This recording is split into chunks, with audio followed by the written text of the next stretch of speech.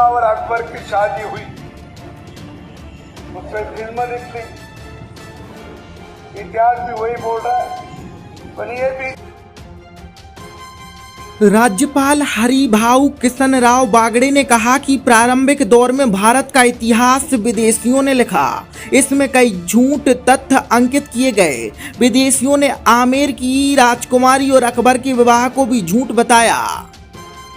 बागड़े ने कहा कि मेवाड़ देश पर मर मिटने वालों की धरा है। इतिहास साक्षी है कि भारतवर्ष पर जब जब पश्चिम की ओर से बाहरी आक्रमण हुए तब तब मेवाड़ प्रहरी के रूप में खड़ा रहा। राज्यपाल बागड़े बुधवार की रात को उदयपुर के महाराणा प्रताप गौरव केंद्र राष्ट्रीय तीर्थ स्थित कुंभा सभागार में वीर शिरोमणि महाराणा प्रताप की जयंती के उपलक्ष्य में आयोजित संगोष्ठी को बतौर मुख्य अतिथि संबोधित कर रहे थे। उन्होंने कहा कि बप्पा रावल से महाराणा प्रताप तक और उनके बाद के शासकों ने विदेशी आक्रांताओं को खदेड़ कर देश की रक्षा की। महाराणा प्रताप का संपूर्ण जीवन स्वाभिमान के लिए संघर्ष की प्रेरणा देता है। देश की अस्मिता की रक्षा के लिए उनके योगदान को युगों युगों तक याद रखा जाएगा।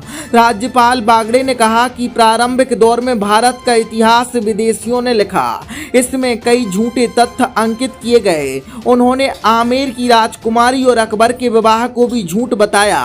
उन्होंने कहा कि अकबर की आत्मकथा अकबरनामा में इसका कोई जिक्र नहीं है। इसके अलावा महाराणा प्रताप की ओर से अकबर को संधि की चिट्ठी लिखने का तथ्य भी पूरी तरह से भ्रामक है।